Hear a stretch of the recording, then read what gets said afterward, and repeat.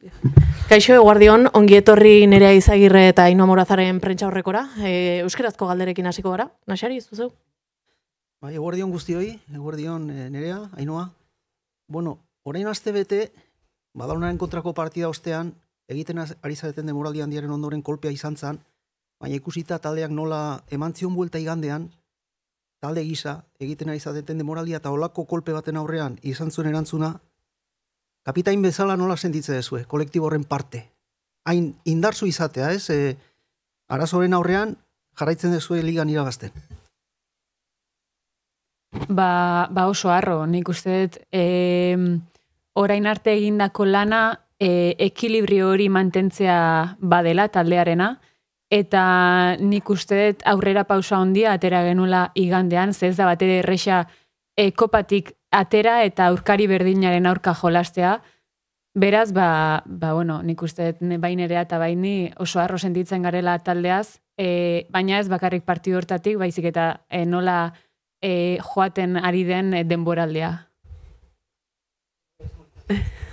Bai, Ainhoak esan du bezala, ez da oso harro, gainera ikusita lehen urtean ere lehenengo buelta oso nahi izan zela, baina bigarrengoan gehiago kostatu egula, nik esango nuke taldeak asko ikasi dulare lehen urtean pasatzen ataz, eta taldea mentalki buruz behintzat indartsu dago, eta Ainhoak esan du bezala, ez da aurkari berdinaren aurkako kanpoan geratuta gero zaila dela partidua aurrera teatzea, eta 0 eta 2 irabazi eta 3 puntuak etxean geratzea garrantzitsua izan zela. Ainara?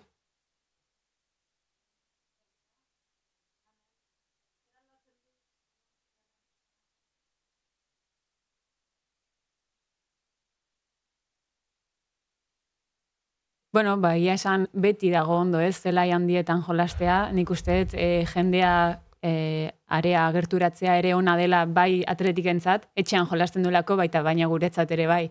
Hala ere, lezaman ere, jendea gerturatuko da, eta seguraski Donostitik ere jendea joango dela gu animatzera. Nik uste dut ez duela ezer aldatzen, beste partidu bat da, mentalizatua gaude lezaman izango dela, beraz ilusio handiz goaz 3 puntuak lortzeko. Unegokian itxiko da, Nerea, derbia, joko aldetiz eta ez inguru, espero duzu. Bueno, espero dugu guk gure jokoa egitea, baloiarekin aliketa hoben moldatzea, badakigu guri baloia izatea asko gustatzea egula, aukerak ere guk izatea, eta beraiek badakigu kontraerasoan talde azkarra dela, beti esan dugu bezala, eta atzean egoten diren jokalariek segurazki ondo zainduko dutela bizkar hori, baina espero dugu jokoan gure alde egotea, guk nahi duguna pasatzea, eta espero dugu 3 puntuak etxerak hartzea.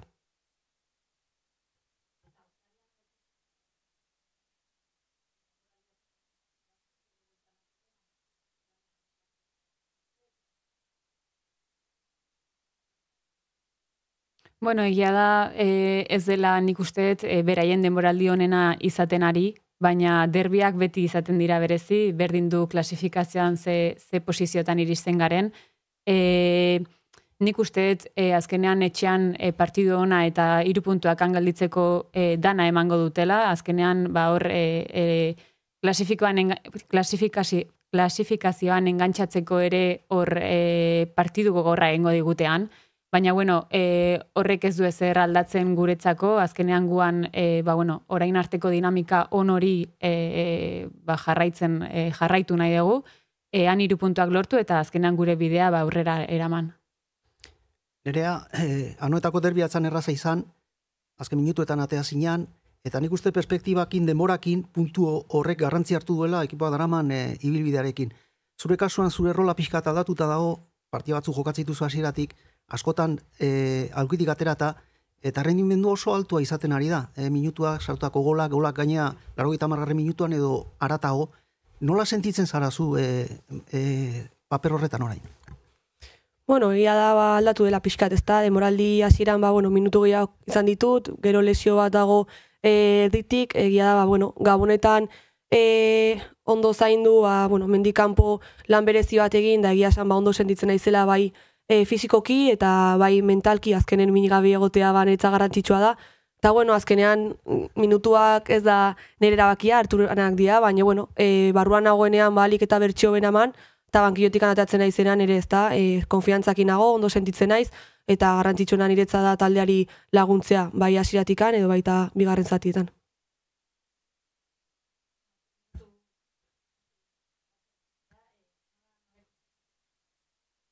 Bueno, nik uste dut nire burua ondo ezagutzen dutela eta horrek eramaten hau, behintzat disponible egotea partidu guztietan edo ia guztietan. Orduan, nire burua ondo ikusten dut, baina nire burua ez da garrantzitsuena, baizik eta taldearena. Azpimarratuko nuke batez ere taldearen egunerokotasun lana, horrek eramaten gaitu azkenean hainbeste garaipen eta hain ondo eta egotea denboraldi hontan. Beraz, batez ere hori azpimarratuko nuke eta azkenean hori dela garrantzitsuena taldea. Pues procedemos a las preguntas en castellano. Si hubiese alguna. Creo que esto va así.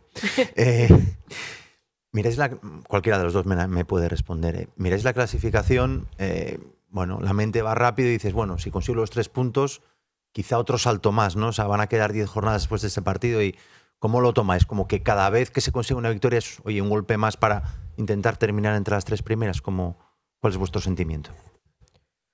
Bueno, al final creo que es lo que estaba hablando un poco Ainhoa, ¿no? Le estamos dando mucha importancia al día a día, al que el equipo esté bien, que todas las jugadoras estemos disponibles para dar una buena versión y creo que eso está siendo lo más importante de todo. Al final luego ir sumando de 3 en 3 también nos da esa confianza de que el trabajo se esté haciendo bien y bueno, cada vez queda menos y nosotras nos tenemos que centrar en eso, ¿no? En entrenar bien todos los días, intentar sumar 3 puntos cada fin de semana y al final de temporada veremos dónde estamos.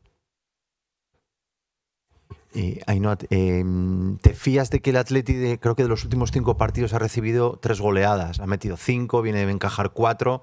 Bueno, no sé, desde tu punto de vista y desde lo que has podido ver de ellas, ¿qué Atleti esperas?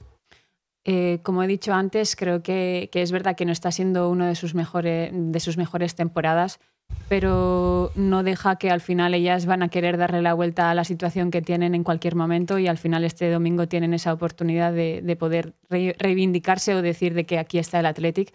Pero bueno, que creo que nosotras nos tenemos que centrar en nosotras mismas, en seguir en esta buena dinámica, en saber cómo podemos hacerles daños y poder salir de Lezama con esos 3 puntos más. ¿Alguna pregunta más en castellano? Pues con esto daríamos por finalizada la rueda de prensa. Eskerrik asko danoi. Eskerrik asko. Kontu asientukin, por favor. Oído, merci.